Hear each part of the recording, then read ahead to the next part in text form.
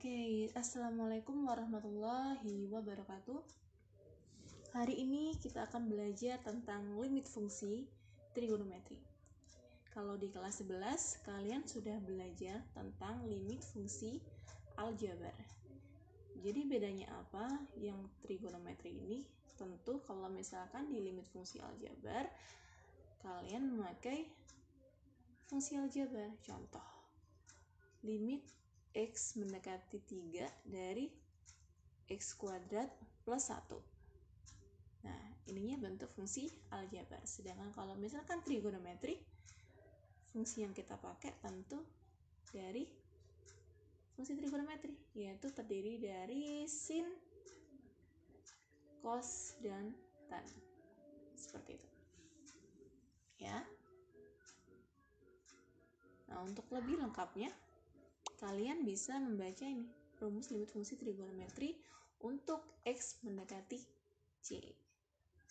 Jadi, kalau misalkan ketahui limit X mendekati C dari sin X, kita tinggal mensubstitusi C ke X. Seperti itu ya, tinggal masukkan aja C ke X. Jadi, limit X mendekati C dari sin X sama dengan sin C. Contoh,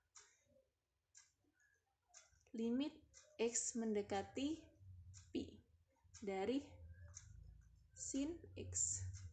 Maka kita punya sin Pi ya. Pi sendiri itu sama dengan 180. Jadi sama dengan sin 180. Sin 180 sama dengan 0.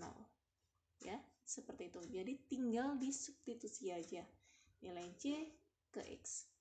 Begitu juga untuk yang cos, tan, cosec, sekan, dan kotangan. Ya, jadi langkah pertama yaitu kita substitusi. Nah, contohnya, limit X mendekati pi per 2 dari sin X plus cos X.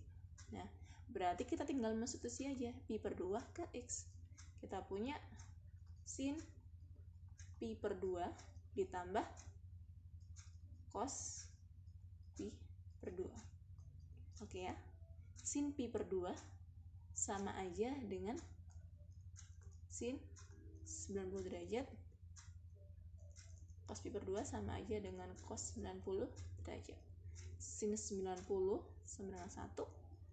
Cos 90 sama dengan 0. 1 tambah 0 sama dengan 1. Oke, selesai. Jadi tinggal kita substitusi aja. Bagaimana untuk yang nomor 2? Sama saja. Di sini X mendekati pi per 4 dari 1 plus tan X. Berarti kita mensubstitusi pi per 4 ke sini, tan X. Jadi kita punya 1 ditambah tan pi per 4. Oke ya. Pi per 4 sendiri itu sama dengan tangen 45 derajat. Oke. Tan 45 sama dengan 1. Ya. 1 tambah 1 sama dengan 2. Selesai. Jadi, langkah pertama kita tinggal mensubstitusi nilai C-nya ke bentuk ke X-nya ini. Oke. Nah, gimana kalau misalkan aku punya kasus seperti ini? Limit X mendekati 0 dari sin X per X. Ya, sin X per X. Maka kalau misalkan kita substitusi nilai X mendekati 0, kita punya sin 0 per X-nya 0, berarti di sini 0. Sin 0 sama dengan 0 per 0. Ini merupakan bentuk tak tentu. Oke, berarti kalau misalkan kita menjumpai bentuk-bentuk seperti ini, ada cara khusus yang perlu kita lakukan. Kalau misalkan di aljabar kita untuk menghilangkan 0 per 0 ini bisa pakai pemfaktoran. Ya, pemfaktoran. Dan bagaimana untuk yang trigonometri? Jadi kita bisa menggunakan teorema-teorema khusus yang membantu kita menyelesaikan limit fungsi trigonometri ini. Contoh, di sini jika aku punya limit X mendekati 0 dari sin AX per BX itu sama dengan A per B. Ya. Begitu juga kalau misalkan dibalik, limit X mendekati 0 dari Bx per sin AX itu sama dengan B per A. Ya. Jadi kita tinggal membagi angkanya saja. Dengan catatan di sini X-nya adalah pangkat 1. Ya, X-nya pangkat 1. Antara X sama atasnya sama yang bawahnya itu sama. Oke, contoh limit X mendekati 0 dari sin 3X per 2X. Oke ya. Berarti ini sama aja dengan 3 per 2. Tinggal dimasukkan angkanya aja. Tinggal angkanya aja di sini. Karena di sini X-nya pangkat 1, di sini juga X-nya pangkat 1, dan X antara atas sama bawah itu sama-sama X. Seperti itu. Untuk yang ini contoh limit X mendekati 0 dari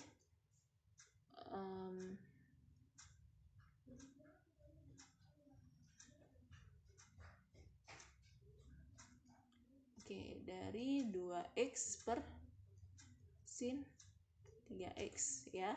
Maka ini sama aja dengan 2 per 3. Seperti itu ya.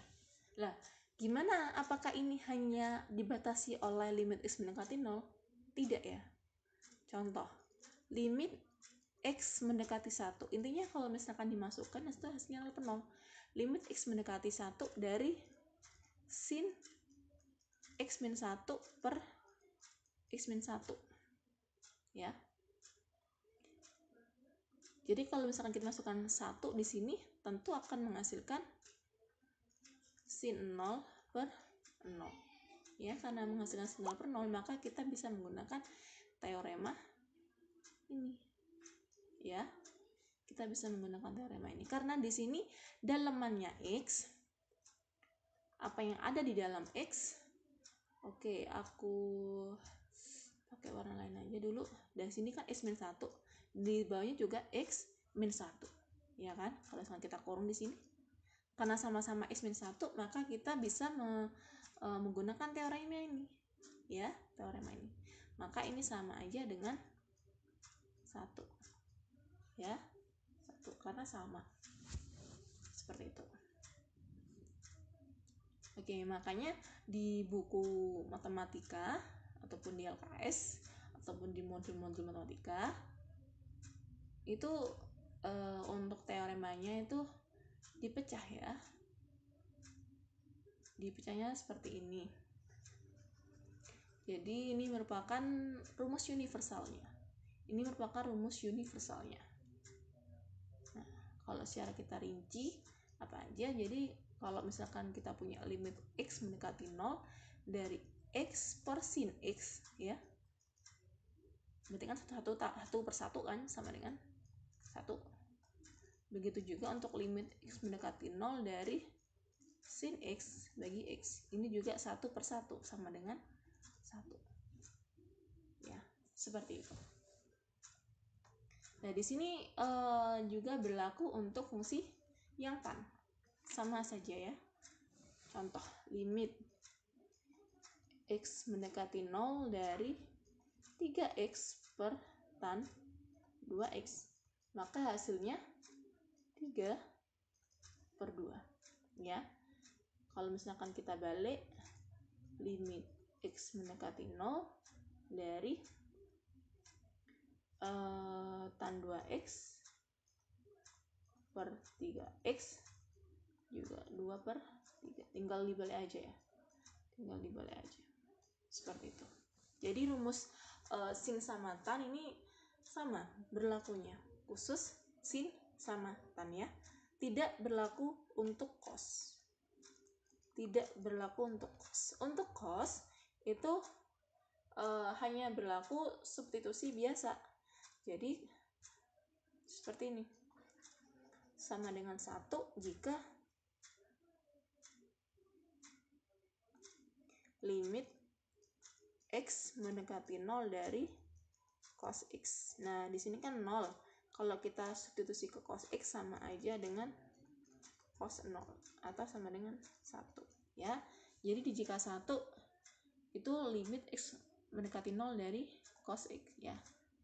Kalau misalkan 1 yang versi sin berarti kan limit X mendekati 0 dari X per sin X, atau limit X mendekati 0 dari sin X per X. Begitu juga untuk yang tan, limit X mendekati 0 dari X per tan X itu sama aja, oke ini 1 ya, limit X mendekati 0 dari tan X per X itu juga 1, seperti itu.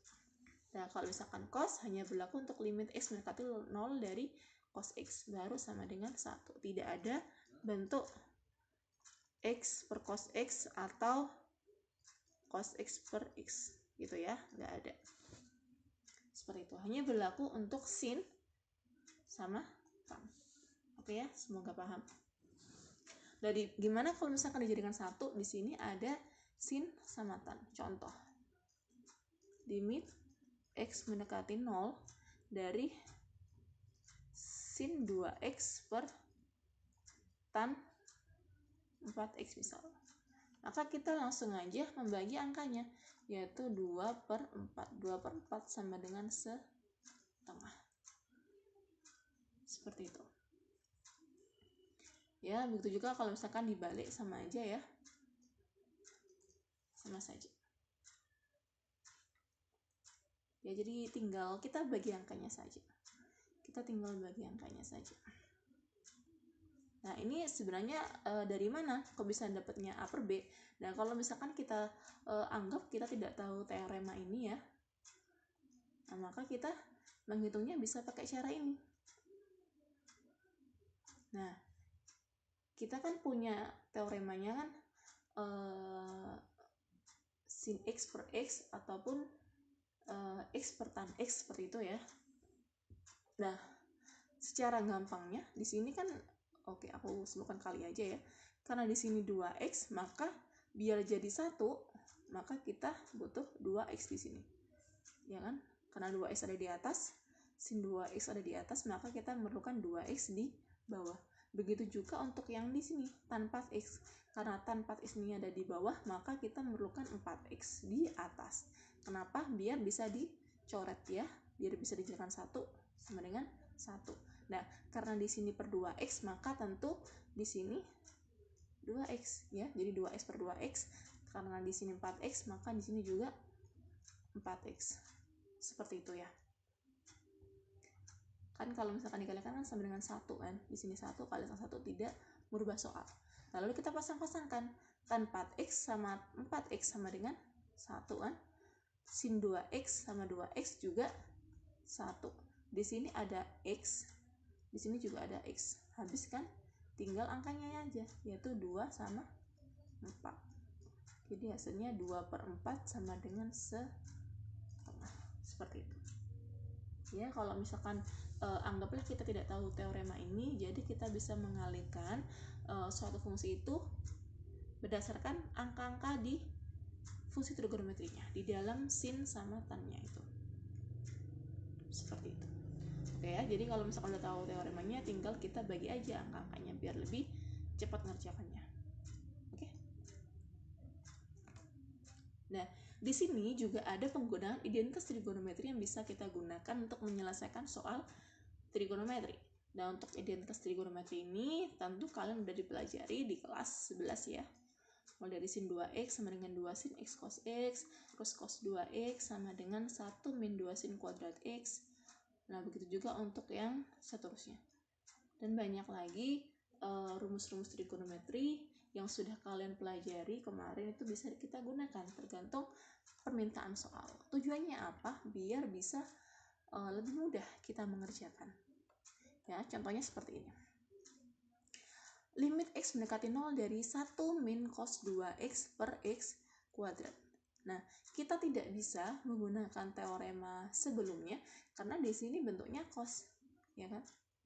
Bentuknya cos. Sedangkan kita punya teorema yang bentuk sin X sama tan X. Nah, bagaimana caranya? ya kamu rubah cos 2x ini menjadi bentuk sin. Ya, menjadi bentuk sin. Sedangkan cos 2x sendiri itu sama dengan 1 min 2 sin kuadrat x, ya. Berdasarkan teorema yang sebelumnya, yaitu cos 2x sama dengan 1 min 2 sin kuadrat x. Maka kita bisa rubah ini menjadi limit x mendekati 0 dari 1 dikurangi, nah cos 2x nya dirubah menjadi ini. Oke, kita masukkan 1 min 2 sin kuadrat x, ya, per x kuadrat. Nah, seperti ini. Lalu kita operasikan yang bagian atas. Kita punya limit x mendekati 0, 1, oke, di sini minus, dan 1, minus 1 kali 1 sama dengan minus 1, minus sama minus 2, berarti kan plus 2. Oke, kita jabarkan kuadrat x per x kuadrat. Ya, di sini ada 1 minus 1, berarti hasilnya 0. Aku punya limit x mendekati 0, 2 sin kuadrat x per x kuadrat. Oke, nah di sini biar lebih mudah kita pecah aja. Kita pecah aja menjadi limit x mendekati 0 dari 2 kali sin x kali sin x. Ya, karena kan sin kuadrat x sama aja dengan sin x kuadrat. Sin x kali sin x per x kuadratnya dikalikan x kali x. Nah, seperti ini. Oke. Nah, sin x sama x 1, ya kan? Limit x mendekati 0 dari sin x per x 1, sin x sama x ini juga 1. Tinggal 2 kali 1 kali 1 sama dengan 2. Selesai. Jadi hasilnya 2. Seperti itu. Jadi kalau misalkan bentuk soalnya itu yang atas ataupun yang bawah itu tidak bisa menggunakan teorema yang pertama, tidak bisa langsung, maka kita perlu merubah dulu fungsi-fungsi yang sekiranya bisa munculkan ini teorema pertama, yaitu bentuk sin ataupun bentuk tangan. Oke, cukup sekian dulu penjelasan dari limit fungsi trigonometri bagian 1. Jika ada pertanyaan, silakan komen di bawah atau menghubungi Bu Vina melalui WhatsApp. Terima kasih atas perhatiannya. Bu Vina akhiri. Wassalamualaikum warahmatullahi wabarakatuh.